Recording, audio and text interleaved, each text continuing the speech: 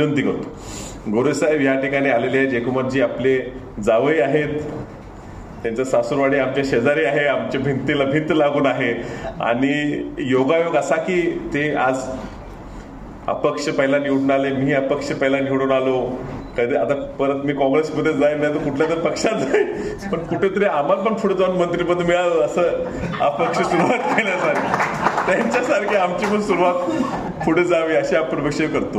आणि त्यांनी पक्षविरहित म्हणजे त्यांचा प्रवास राजकीय हा परिस्थितीनुसार असतो. शेवटी मतदारसंघाची कामं व्हावी लागतात, आपला भाग जिल्हा पुढे न्यायचा असतो, त्या धोरणाप्रमाणे जावं लागते. पण त्यांनी पक्ष पलीकडे जाऊन